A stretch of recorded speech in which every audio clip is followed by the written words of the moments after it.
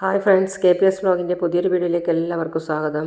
വീഡിയോയിലേക്ക് കിടക്കുന്നതിന് മുമ്പ് എൻ്റെ ചാനൽ നിങ്ങൾ ഫസ്റ്റായിട്ട് കാണുന്നവരാണ്. ഫസ്റ്റ് തന്നെ ഇത് സബ്സ്ക്രൈബ് ചെയ്ത് ലൈക്ക് ചെയ്ത് സപ്പോർട്ട് ചെയ്ത് കാണാം.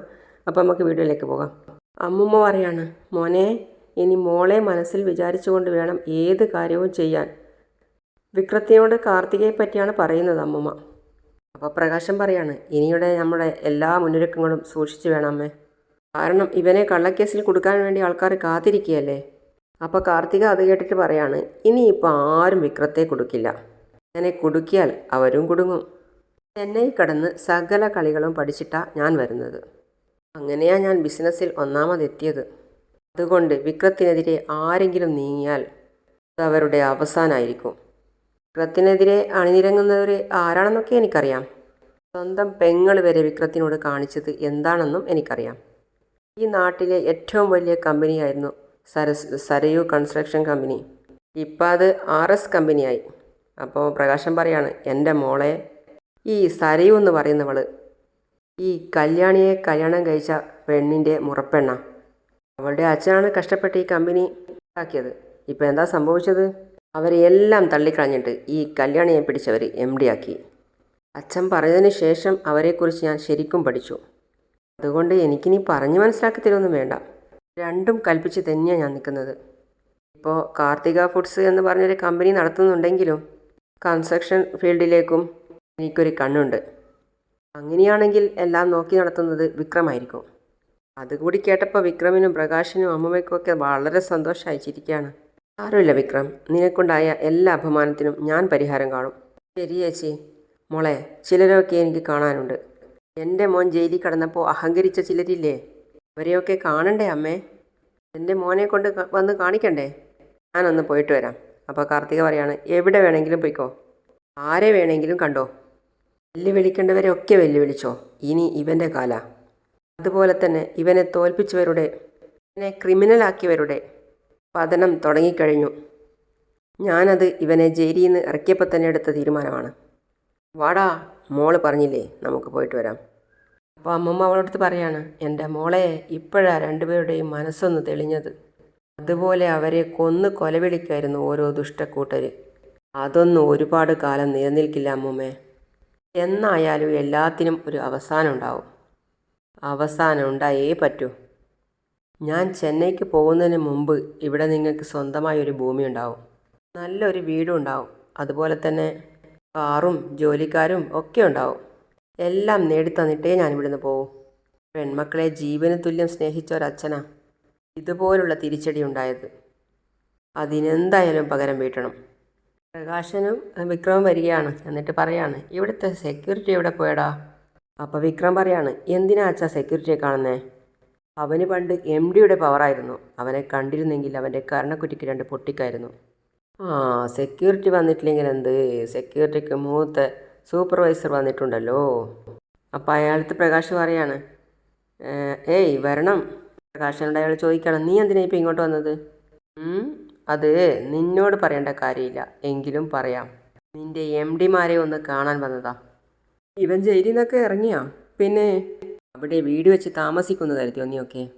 വേണമെങ്കിൽ വീട് വെക്കാം, ആ കൺസ്ട്രക്ഷൻ നിങ്ങൾക്ക് തന്നെ തരാം. നല്ലൊരു വില്ല നമ്മൾ പണിയിക്കാൻ പോവുക. അതിൻ്റെ കൺസ്ട്രക്ഷൻ ഏറ്റെടുക്കാനുള്ള കപ്പാസിറ്റി നിങ്ങളുടെ MDമാർക്കുണ്ടോ? ഉണ്ടെങ്കിൽ അതൊന്ന് കൊടുക്കാൻ വേണ്ടിയിട്ട് ഇങ്ങോട്ട് വന്നതാ. അതിൻ്റെ കൊട്ടേഷനെങ്കിലും വാങ്ങിച്ചിട്ട് പോകാമല്ലോ. ആരെ കൺസ്ട്രക്ഷൻ ഏൽപ്പിച്ചാലും അത് ചെയ്യുന്ന കൂട്ടത്തിലാണ് ഞങ്ങളെ കമ്പനി. പ്രകാശം പറയാണ്, അയ്യോ. അപ്പോൾ അവർ പറയുന്നു, അതും കസ്റ്റമേഴ്സിനെ വെള്ളത്തിലാക്കാതെ. പക്ഷേ നീയൊക്കെ ഒരു വില്ല ചെയ്യുന്നുണ്ടെങ്കിൽ അത് എവിടെയെങ്കിലും കട്ടിട്ടും മോഷ്ടിച്ചിട്ടും കൊണ്ടുവന്നതായിരിക്കും. ഡാ വാക്കുകൾ സൂക്ഷിച്ചുപയോഗിച്ചോ നീ. ഞങ്ങളെ അന്തസ്സായിട്ട് ജീവിക്കുന്നവരാ. അതിൽ ചെറിയൊരു കഷ്ടകാലം വന്നപ്പോൾ അവൻ ജയിലിനകത്തായി. ആക്കി നിൻ്റെയൊക്കെ കൂട്ടർ. പക്ഷേ അവൻ അവിടെയും രാജാവിനെ പോലെയാടാ ജീവിച്ചത്. കുറേ കാലം രാജാവിനെ പോലെ ജീവിച്ചല്ലോ. കല്യാണിയുടെ മുമ്പിൽ നിവർന്ന് നിൽക്കാൻ കഴിയാത്തവനാ നിങ്ങളുടെ മോൻ. നിർത്തടാ. ഏതോ ഒരു പണക്കാരൻ മണ്ടനെ കറക്കിയെടുത്തിട്ട് അവളിവിടെ കിടന്ന് MD ആയിട്ട് വായുക. എൻ്റെ മോനേക്കാളും ഉയരങ്ങളിൽ പോകണമെങ്കിൽ അവൾ 10 ജന്മം ജനിക്കണം. ഇത്തരക്കാരെ അകത്തേക്ക് കയറ്റി വിടരുത് എന്നാ കല്യാണി പറഞ്ഞിരിക്കുന്നത്. പറഞ്ഞ് പ്രകാശം ചിരിക്കുകയാണ്. അപ്പോൾ അയാൾ പറയാണ്, ഇപ്പോൾ ഈ കമ്പനിയുടെ MD കല്യാണിയാണ്. അതെ, നിന്റെ MD-യെയും അവളുടെ ഭർത്താവ് കിണ്ടിയെയും കണ്ടിട്ടേ പ്രകാശം പോകുന്നുള്ളൂ. എടാ മോനെ. അപ്പോഴാണ് അവിടെ വേറൊരുത്തൻ വന്നത്. അപ്പോൾ പറയാണ്, ആ എൻ്റെ മുൻ മരുമകൻ. മരുമകൻ വാ. അത് ശരി, ഞാനിപ്പോൾ മരുമകനായോ? അപ്പോഴത്തേക്കും പ്രകാശൻ അത് പറയുമ്പോഴേക്കും വിക്രം ചൂടായി. നിങ്ങളൊക്കെ ആയിട്ട് നമ്മൾക്ക് യാതൊരു ബന്ധവും ഇല്ല. എന്തിനാടാ ഈ സാധനത്തിനെയും പൊക്കി പിടിച്ചുകൊണ്ട് ഇങ്ങോട്ട് വന്നേ? വേണ്ട ആവശ്യമുണ്ടെങ്കിൽ വരുവടാ. ഇവിടെ കറങ്ങുന്ന കസേരയിലിരുന്ന് നിന്നെയൊക്കെ ഭരിക്കുന്നില്ലേ? അവളെ ഒന്ന് കാണണം, ചില കാര്യങ്ങൾ സംസാരിക്കണം, പോകണം. ഇവനെ ജയിലിട്ട് തല്ലിക്കൊന്നില്ലേ? അതേടാ, എൻ്റെ മോനെ തല്ലിക്കൊല്ലാൻ വേണ്ടിയിട്ട് ചില ശുപാർശകളൊക്കെ ചെന്നിരുന്നു നിൻ്റെയൊക്കെ മുതലാളി. പക്ഷേ അവനൊന്നും പറ്റിയില്ല. കാരണം എന്താണെന്നറിയോ? അവൻ്റെ ശരീരം രാജാവിൻ്റെ ശരീരമാണ്. ഒരു കാര്യവും പറ്റത്തില്ല അല്ലേടാ മോനെ? ഇപ്പോഴും ഈ രാജാവിനെയും രാജകുമാരനെയും ഒന്നും ഇയാൾ വിട്ടില്ലേ? അത് മരണം വരെ വിടില്ല. ശരിയാ, ഇവൻ ചത്താലും രാജാവ് നാട് നീങ്ങി എന്നേ ഇയാൾ പറയത്തുള്ളൂ. ഡാ രാജാവേ, അടിയങ്ങളെയൊക്കെ എന്തിനാടാ ഇങ്ങോട്ട് കെട്ടിയെടുത്തത്? കളിയാക്കണ്ട. എല്ലാവരും അവസരം വരുമ്പോൾ പണത്തിന് പിന്നാലെയാ. അത് കാശ് കിട്ടുമെന്ന് കണ്ടപ്പോൾ താനും എൻ്റെ മൂത്ത പെങ്ങളും അവളുടെയും കൂടെ പോയില്ലേ? എടാ, അതുകൊണ്ടിപ്പം ഞങ്ങൾ അന്തസ്സായിട്ട് ജീവിക്കുന്നടാ. ഒരു പൈസ പോലും ചിലവില്ല കേട്ടാ. കാദംബരിയുടെ കാര്യങ്ങളൊക്കെ നോക്കുന്നത് കിരൺ സാറും കല്യാണിയോ. പിന്നെ 5 അക്ക ശമ്പളം ഞങ്ങൾക്ക് 2 ആൾക്കും കിട്ടുന്നുണ്ട്. അതുപോലെ തന്നെ വേറൊരു സന്തോഷ വാർത്ത കൂടി ഞങ്ങൾക്ക് പറയാനുണ്ട്. ഒരു 10-12 സെൻറ്റ് സ്ഥലം ഞങ്ങൾക്ക് വാങ്ങി തന്നിട്ടുണ്ട്. ലോറിയും കാറും ഒക്കെ കയറുന്ന തരക്കേടില്ലാത്തൊരു സ്ഥലം. അവിടെ വീട് വെക്കാൻ ലോൺ എടുക്കാനും സഹായിച്ചിട്ടുണ്ട്. പിന്നെ കൺസ്ട്രക്ഷൻ ചെയ്യുന്നത് ഈ കമ്പനി തന്നെ ആയതുകൊണ്ട് ഒരു കുഞ്ഞ് ജനിക്കുമ്പോഴേക്കും ഒരു വീടും ഉണ്ടാവും. ആത്മാഭിമാനം പോയവർക്ക് അതല്ല അതിൻ്റെ അപ്പുറവും ഉണ്ടാവുകടാ. പ്രകാശം പറയാണ്.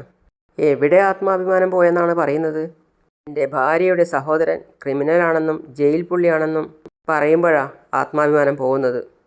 അപ്പോൾ വിക്രം പറയാണ്, അച്ഛന് വേറെ പണിയൊന്നുമില്ലേ ഇതുപോലെ കൾച്ചറില്ലാത്തവരോട് സംസാരിക്കാൻ? വരുന്നുണ്ടോ? അപ്പോൾ അയാൾ പറയാണ്, കൾച്ചറില്ലാത്തത് ഇയാൾക്കാടാ. ഇയാൾ വളർത്തിയ നിനക്ക് അത് 7 അയലത്ത് കൂടി പോയിട്ടില്ല. എടാ ചെറുക്ക, എൻ്റെ കൈക്ക് നീ വെറുതെ പണിയുണ്ടാക്കല്ലേ. വേണ്ടാന്ന് വിചാരിച്ച് നിൽക്കുമ്പോൾ തലേ കയറല്ലേ നീ? ഓ, അത് തന്നെയാണ് എനിക്കും പറയാനുള്ളത്. ഒരാൾക്കൊക്കെ വന്നതല്ലേ, വെറുതെ നെഞ്ചു നോക്കി കിട്ടുന്നതിന് മുമ്പേ പോവാൻ നോക്ക്. പ്രകാശ. അപ്പോൾ വിക്രം പറയാണ്, വാ അച്ഛാ. ഒരുപാടങ്ങ് അർമാദിക്കല്ലേ, നിൻ്റെ അടുത്ത് കൂടിയാണ് പറഞ്ഞത്. പ്രകാശം പറയാം, ഈ കമ്പനിയെ പൂട്ടിക്കെട്ടാൻ പോവുക. അതിനുള്ള സമയം വന്നുകൊണ്ടിരിക്കുന്നേ ഉള്ളൂ. അതിനു വേണ്ടി കാത്തിരുന്നോ? ഓ ഒട്ടടാ, പോടാ, വാടാ മോനെ.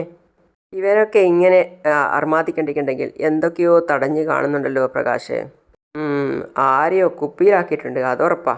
പിന്നെ അവർ കല്യാണിയും കിരണും വർക്ക് ചെയ്യുന്നിടത്തെത്തി. എന്നിട്ട് വിളിക്കുകയാണ്, ഹലോ. അയ്യോ, MD എന്ന് പറഞ്ഞ് പ്രകാശം മടിക്കുത്തൊക്കെ കഴിക്കുകയാണ്. കാരണം ഒരു ചൂടുള്ള വാർത്ത അറിയിക്കാനുണ്ട്. കാരണം വാ. അപ്പോഴേക്കും കല്യാണിയും കിരണും അവിടെ എത്തി. നിങ്ങൾക്കൊക്കെ ഒരു കാഴ്ച കാണിക്കാൻ വേണ്ടിയിട്ട് ഞാനൊരാളെ കൊണ്ടുവന്നിട്ടുണ്ട്. മോനെ വാടാ. അപ്പോഴേക്കും വിക്രം ഒരു കള്ളച്ചിരിയോടെ അവിടെ എത്തി. അപ്പോൾ കല്യാണി ചോദിക്കുകയാണ്, ഇവനെ കൊണ്ട് എന്തിനാ നിങ്ങൾ ഇങ്ങോട്ട് വന്നേ? ഇങ്ങോട്ട് പോകണം. ജയിലിൽ കിടന്നപ്പോൾ ഇവനെ ജയിലിൽ കിടത്താൻ വേണ്ടിയിട്ട് മത്സരിച്ചവരല്ലേ നിങ്ങൾ. പിന്നെ ഇവൻ പുറത്തിറങ്ങി കഴിയുമ്പോൾ പിന്നെ എങ്ങോട്ട് പോകണം? ഈ ഓഫീസിനകത്ത് കയറാനുള്ള യോഗ്യത നിങ്ങൾക്ക് 2 പേർക്കും ഇല്ല. അയ്യോ, ഇതെന്താടാ ഞങ്ങളിവിടെ പൊറുതിക്ക് വന്നതാണെന്ന് എത്തിയോ? വ്യക്തമായിട്ട് പറഞ്ഞിട്ടുണ്ട് അടിമകളോട്. പുറത്ത് നിൽക്കുന്നില്ലേ നിൻ്റെ കുറേ അടിമകൾ, അവരോട് പറഞ്ഞിട്ടുണ്ട്. എടോ, തല്ലുകൊണ്ട് ചാവണ്ടെങ്കിൽ നിൻ്റെ മോനെയും വിളിച്ചുകൊണ്ട് മര്യാദയ്ക്ക് പോകാൻ നോക്ക്. എടാ, ഈ മസിലും കാണിച്ചുകൊണ്ട് എന്നെ പേടിപ്പിക്കാൻ നിൽക്കല്ലേ നീ. പോവാൻ തന്നെയാടാ വന്നത്. ഇത്രയും നാൾ എൻ്റെ മോൻ ജയിലിൽ കിടന്നു. അപ്പോൾ അവനെ അതിനകത്തിട്ട് തല്ലിച്ചില്ലേ നീയൊക്കെ? അതിന് ആഘോഷമാക്കിയില്ലേ നീയൊക്കെ? അങ്ങനെയുള്ളപ്പോൾ ഇവൻ പുറത്തിറങ്ങി കഴിയുമ്പോൾ എങ്ങോട്ടാടാ പിന്നെ ഞാൻ വരേണ്ടത്? നീയൊക്കെ ഒന്ന് കാണിക്കണ്ടേ അവൻ്റെ മുഖം? പ്രകാശം കല്യാണിയോട് പറയാണ്, നീ എന്താടി കോടതിയിൽ വരാതിരുന്നത്? കഴിഞ്ഞ പ്രാവശ്യം വലിയ വാചകമൊക്കെ അടിച്ചതാണല്ലോ എൻ്റെ മോനെ തോപ്പിക്കാൻ. ഇപ്പം എന്താ പേടിച്ചു പോയോ? എടി, നീയൊക്കെ എത്ര വക്കീലിനെ വെച്ചാലും അതിനേക്കാൾ വലിയ വക്കീലിനെ വെച്ച് ഈ കേസ് ഞങ്ങൾ ജയിച്ചേനെ. ഇന്നെയൊക്കെ വക്കീൽ തറ തുടച്ചേനെ. അല്പന ഐശ്വര്യം വന്നപ്പോൾ വീണ്ടും തുടങ്ങിയ അഹങ്കാരം. ഇച്ചിരി ഐശ്വര്യമല്ലടി, കുന്നോളൈശ്വര്യം. കുന്നോളൈശ്വര്യടി, കുന്നോളൈശ്വര്യം. ഇനി നീയൊക്കെ കാണാൻ പോകുന്നത് രാജകീയ ജീവിതമാടി, രാജകീയ ജീവിതം. ഇവൻ്റെ ഒരു രാജാവിനെ പോലെ. അല്ല, കുറേ കാലമായിട്ട് ഇവനെ രാജാവാക്കുന്നുണ്ടല്ലോ. എന്നിട്ട് എന്താ സംഭവിച്ചത്? വന്നല്ലോ എൻ്റെ മൂത്ത മോള്. എവിടെയായിരുന്നടി നീ ഞങ്ങൾ വന്നപ്പോൾ? ഞാൻ ക്യാൻറ്റീനിൽ പോയിട്ട് വന്നപ്പോൾ രതിയേട്ടൻ പറഞ്ഞു 2 മഹാപാവികൾ വന്നിട്ടുണ്ടെന്ന്. എൻ്റെ അച്ഛനും ആങ്ങളെയും. അതേടി, മഹാപാവികൾ തന്നെ ഞങ്ങൾ. പാവം ചെയ്യാത്ത നീയൊക്കെ ഉണ്ടല്ലോ, അനുഭവിക്കാൻ പോവുക ഇനി. അനുഭവിക്കാൻ. പൊട്ടിപ്പൊളിഞ്ഞ് വീഴും ഈ സ്ഥാപനം. ഓ, എൻ്റെ മുമ്പിൽ വന്ന് എരക്കരുത്. എങ്കിൽ ഇപ്പോൾ നിനക്ക് അവനും ഒരു ജോലി തരാനുള്ള കെൽപ്പുള്ളവരാ ഞങ്ങൾ. ആ ജോലി അച്ഛൻ ഇവന് കൊടുത്താൽ മതി. ഞങ്ങൾ ഇപ്പോഴുള്ള ജോലി കൊണ്ട് തൃപ്തരാണ്. കിരൺ പറയാണ്, ഐശ്വര്യം വന്നെങ്കിൽ അത് നിങ്ങൾ 2 പേരും മാത്രം അനുഭവിച്ചോളണം. ഇത് ഞങ്ങളുടെ മുമ്പിൽ പ്രദർശിപ്പിക്കാനായിട്ട് ആരും ഇങ്ങോട്ട് വരണ്ട. അപ്പോൾ കല്യാണി, ഇന്ന് കോടതിയിൽ ഞാൻ വന്നില്ലെന്ന് പറഞ്ഞല്ലോ. നിങ്ങൾ നല്ലൊരു വക്കീലിനെ കൊണ്ട് വന്നിരുന്നെങ്കിൽ ഇവൻ ഈ ജന്മം പുറത്തിറങ്ങില്ലായിരുന്നു. നീ അങ്ങനെ വെല്ലുവിളിക്കൊന്നും വേണ്ട. നീയൊക്കെ എത്ര പണം വക്കീലിന് കൊടുത്ത്, എത്ര പൈസ കൊടുത്തിട്ടുള്ള വക്കീലിനെ വെച്ചാലും ഇന്ന് കേസിൽ ഞാൻ ജയിക്കുമെന്നുള്ള കാര്യം ഉറപ്പായിരുന്നടി. ഇവനെ റിമാൻഡിലാക്കി ജയിലിനകത്ത് കിടത്തിയപ്പോഴും നിനക്കൊന്നും ഇവനോടുള്ള വിരോധം തീർന്നില്ല അല്ലേ? പറയാണ്, നിന്റെ അച്ഛൻ്റെ ആൾക്കാരായിരിക്കും ഇവനെ അതിനകത്ത് കടത്തി തല്ലി ചതച്ചത് അല്ലേ? ദേ ഇതിനകത്തുണ്ടടാ. ഒക്കെ ഉണ്ടല്ലോ, ഒരു ദിവസം എണ്ണി കണക്ക് ചോദിക്കും ഞാൻ. പിന്നെയും ഒരു ദിവസമെങ്കിൽ ഒരു ദിവസം കത്തിട്ട് പൂട്ടുവിടാ ഞാൻ. അത് കാണും ഇവള് കണ്ണുനീർ വാർത്തുകൊണ്ട്.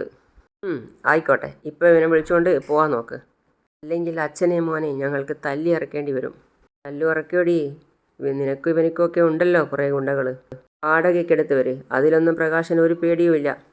ഇനി എൻ്റെയോ എൻ്റെ മോൻ്റെയോ ദേഹത്ത് കൈവച്ച് കഴിഞ്ഞാൽ എന്നെയൊക്കെ തല്ലുകയല്ല, ഈ ഭൂമിനെ പറഞ്ഞുവിടാനുള്ള ആൾബലമുണ്ടടി എനിക്കിപ്പോൾ. അതിനുള്ള ആസ്തിയും എനിക്കുണ്ട്. പ്രകാശൻ മുണ്ടൊക്കെ മടക്കി കുത്തി എന്നിട്ട് പറയാണ്, പോട്ടേടി മോനെ എന്ന് പറഞ്ഞ് മോനെയും കെട്ടിപ്പിടിച്ചുകൊണ്ട് പോയി പ്രകാശൻ.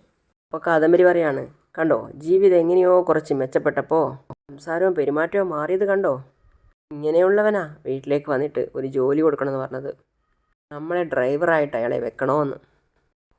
പിന്നെ പ്രകാശനോട് വിക്രം പറയാണ് വണ്ടിയിൽ പോകുന്ന സമയത്ത്, നിർത്തച്ചാ. ആൽബിയും സോണിയുമായിരുന്നു അത്. അവളോട് വിക്രം ചോദിക്കാണ്, എന്താണ് ഈ കോടതിയിലോട്ടൊന്നും വരാതിരുന്നത്? നിന്റെ നാത്തൂനെയും കൂട്ടിക്കൊണ്ട് വന്നുകൂടായിരുന്നോ? ജയിലിൽ കിടക്കണമെന്നുണ്ടായിരുന്നു. കിടന്നല്ലോ, അവിടെ കിടന്ന് തല്ലുകൊണ്ടല്ലോ. തല്ലുകൊണ്ടെങ്കിൽ എന്തടി, തിരിച്ചു വന്നല്ലോ എൻ്റെ മോൻ. സ്ട്രോങ് ആയിട്ട്, അല്ല ഡബിൾ സ്ട്രോങ് ആയിട്ട്. അങ്ങനെ ഇറങ്ങി വന്നതിനെ കൊണ്ട് എന്താ കാര്യം? ഇവൻ സമൂഹത്തിന് മുമ്പിൽ ക്രിമിനലാണ്, ജയിൽ പുള്ളിയാണ്. നീ ഇതിൻ്റെ ഇടയിൽ കിടന്ന് സംസാരിക്കല്ലേ. നീയേ എച്ചിൽ തിന്നവനാ, വെറും എച്ചിൽ. പറയാണ്, മീണ്ടാതിരിക്കടോ. അതിന് പോലും യോഗ്യതയില്ലാത്തവനാ ഈ നിൽക്കുന്നവൻ. എടി നീ എന്തൊക്കെ കിടന്ന് അലറിയാലും 1-2 വർഷം എൻ്റെ ഭാര്യയായിട്ട് കഴിഞ്ഞവളല്ലേടി. എന്നിട്ടല്ലേ പതിവ്രത ചമഞ്ഞിട്ട് നീ ഇവനെ പാട്ടിലാക്കിയത്. ആ സോണി എന്നെ പാട്ടിലാക്കിയതല്ല, ഞാൻ സോണിയെ ഇഷ്ടപ്പെട്ട് കല്യാണം കഴിച്ചതാ. അപ്പോഴേക്കും സോണി അവൻ്റെ കൊളറിൽ കയറി പിടിച്ചു. എൻ്റെ ആൽബേട്ടൻ്റെ തല തല്ലി പൊളിച്ചിട്ട് നേർക്ക് നേരെ നിന്ന് സംസാരിക്കുന്നോടാ, ഉണ്ടാക്കാൻ വേണ്ടി വന്നതാണല്ലേ എന്ന് പറഞ്ഞ് അവൻ പ്രകാശം തട്ടിമാറ്റി കൈ. എന്നിട്ട് പറയാണ്, ആൽബി പറയാണ്, നീ വഴക്കുണ്ടാക്കണ്ട സോണി, നമുക്ക് പോകാം. ജയിലിൽ പോയപ്പോൾ പുറത്തുണ്ടായിരുന്ന അച്ഛൻ മോനെ പോലെ തന്നെ മോഷണം നടത്തി എങ്ങനെയോ 10 കാശുണ്ടാക്കിയിട്ട് നമ്മുടെയൊക്കെ മുമ്പിൽ ആളാവുക. പ്രകാശം പറയാണ്, പറഞ്ഞ് കാട് കയറല്ലേ നീ. മാന്യമായിട്ടാണ് ഞങ്ങൾ ജീവിക്കുന്നത്. ഇനി എൻ്റെ മോൻ സമൂഹത്തിൽ മാന്യമായിട്ട് നല്ലവനായിട്ട് ജീവിക്കാൻ പോവുക. അതൊക്കെ നീയൊക്കെ കാണാൻ പോകുന്നതേ ഉള്ളൂ. അവൾ പറയാണ്, ഇവനും ഇയാളും ഒക്കെ എത്രത്തോളം പോകുമെന്ന് എനിക്ക് നന്നായിട്ടറിയാം. കല്യാണിയെ തൊഴുത്തിലാക്കിയിട്ട് രാജകുമാരനാക്കാൻ നോക്കിയല്ലേ, എന്നിട്ട് എന്തായി? കല്യാണിയുടെ മുമ്പിൽ വെറും പുഴുവിനെ പോലെ ആയില്ലേ ഇവൻ. പെൺകുട്ടികളെ സ്നേഹിക്കുന്നതാടാ, പെൺകുട്ടികളെ വഞ്ചിക്കുന്നതല്ല. അവരുടെ സ്നേഹം പിടിച്ചു പറ്റി അവരെ ഒഴിവാക്കുക, അതാണല്ലോ നിൻ്റെ ഏർപ്പാട്. പിന്നെ എല്ലാം കഴിഞ്ഞ് അവർ അവിടെ നിന്ന് പോയി. അതിനുശേഷം വിക്രമിനോട് പറയുകയാണ് പ്രകാശ്, ഇനി എല്ലാം നിർത്തിയിട്ട് നല്ല രീതിയിൽ ജീവിക്കാൻ നോക്കും മോനെ. അങ്ങനെയാണ് ഇന്നത്തെ കഥ അവസാനിക്കുന്നത്. അപ്പോൾ അടുത്ത വീഡിയോ ആയിട്ട് ഇവിടെ വരുന്നതാണ്. അതുവരേക്കും ബൈ.